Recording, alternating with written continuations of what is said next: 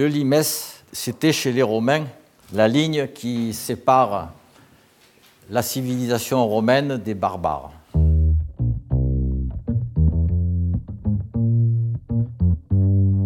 Au fur et à mesure que les Romains ont conquis des territoires, le limes reculait, forcément. Les barbares devenaient des gens civilisés, et les civilisés, ils restaient civilisés à l'intérieur, bien sûr, puisque la limite, ce limes, c'est le chemin, grosso modo, le chemin de ronde qui sépare. C'est un exemple vivant, je trouve, en tout cas parlant pour moi, de ce qu'est la limite.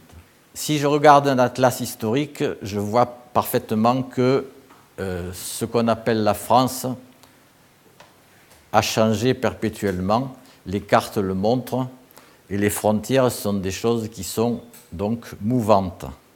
La Savoie et le comté de Nice font partie de la France depuis 1860.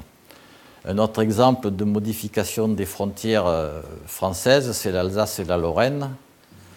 En 1870, la France perd l'Alsace et la Lorraine, qui deviennent prussiennes. Elles reviennent en 1918 en France. En 1940, elles redeviennent allemandes, cette fois nazies.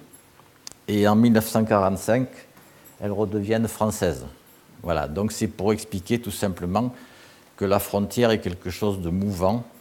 Et même si j'essaie d'en faire quelque chose de solide, fixe et définitif, et là, bien sûr, je pense aux murs, qui sont des tonnes et des tonnes de béton.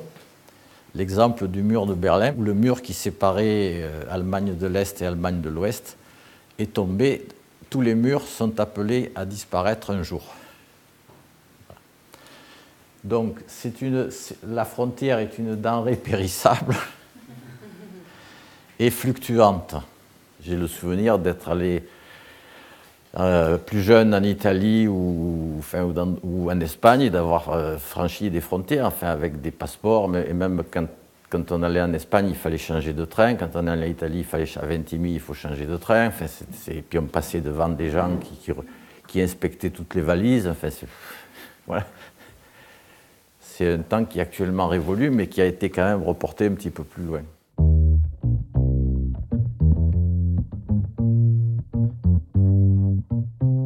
La deuxième caractéristique de la frontière, c'est qu'elle est floue. Si je prends la frontière, par exemple, entre l'océan et la côte française,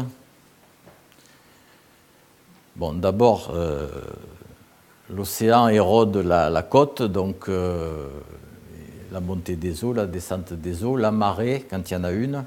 Mais même s'il n'y a pas de marée, et si je suis au bord d'une rivière, essayez de me montrer la zone où s'arrête la rivière et où commence la terre. Donc toute frontière et par définition toute ligne a une épaisseur. Et c'est cette épaisseur qui fait le flou. Il n'existe pas de frontière qui n'ait pas d'épaisseur. Alors parfois elle est matérialisée. C'est ce qu'on appelle le no man's land, c'est-à-dire une terre qui n'appartient à personne. Dès que je fais une ligne, je fais une épaisseur. Même si elle fait quelques microns, il y aura quelques microns. C'est intéressant aussi pour l'épiderme ou pour le corps humain. J'ai montré à d'autres occasions que nos corps ne s'arrêtent pas là à l'épiderme, mais qu'il y a des échanges de chaleur dans un premier temps, et ensuite des ondes électromagnétiques sur à peu près au minimum 2 mètres autour de moi. Donc voilà. Où est-ce que je m'arrête? Je m'arrête en fait là où je pose la frontière. Là où je la mets, elle y est. Troisième caractéristique, la frontière est surtout un instrument qui permet bien sûr après d'être utilisé. Alors soit pour confiner, soit pour enfermer, mais aucune frontière n'est inviolable, parce qu'il y a toujours des gens qui arrivent à passer. À l'inverse, la frontière peut être quelque chose au contraire qu'il faut dépasser. Si les voyages forment la jeunesse, et donc passer une frontière, c'est valoriser. Ça peut être valorisant. Encore une fois, c'est moi qui mets la valeur, bien sûr. Mais c'est pour dire que là où j'ai mis la limite, là où j'ai accepté que soit la limite, après, je peux l'utiliser. La frontière sert également à contrôler ou à filtrer, puisqu'il y a des points de passage où on vérifie qui rentre, qui sort, pourquoi, combien de temps.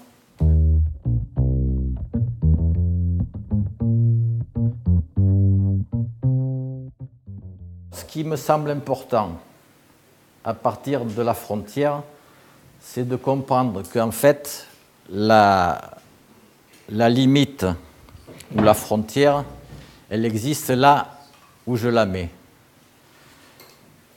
Où je la mets, c'est-à-dire que c'est en fait une construction mentale à un moment donné et qui, au cours du temps, va forcément bouger. Elle est imaginée, elle est imaginaire, mais elle est concrétisée. Je la matérialise. Et c'est l'avantage de la frontière, de comprendre ce que c'est une limite, parce que maintenant, à partir de ça, je peux réutiliser tout ça pour les limites. Les limites sont périssables et fluctuantes. Si je prends les limites morales, il y a des choses qui ne se faisaient pas il y a 50 ans ou il y a 10 ans, ou même il y a quelques mois, je crois, et qui maintenant se font. Voilà. Mes ennemis d'hier sont mes amis d'aujourd'hui. Et il y a des tas de gens qui sont morts pour ça, pour rien, c'est-à-dire, parce qu'en fait, ils sont morts au combat contre l'ennemi, qui sont maintenant nos amis. Bon, c'est comme ça. La limite est floue, et ça, je pense que je l'expérimente notamment quand je dis à un enfant tu ne vas pas faire ceci ou tu ne vas pas faire cela, et puis qu'il insiste, puis après on commence à transiger. Bon, mais c'est pas 8 heures, mais ça sera 8h15, d'accord, mais en échange, etc. Bon, on est là-dedans. Donc toutes les limites sont floues. Et toutes les limites sont bien sûr instrumentalisées. C'est ce qui permet de caractériser l'abus, la transgression, les punitions, les récompenses. C'est bien sûr par rapport à une limite qui fait que de ce côté-là de la ligne, c'est récompense, et de ce côté-là, c'est punition. La limite est une construction humaine. Souvent, elle est conventionnelle. C'est important aussi. Ça, je ne l'ai pas mis dans les caractéristiques, c'est-à-dire qu'elle est fluctuante, arbitraire, floue, mais conventionnelle, comme le langage, c'est conventionnel.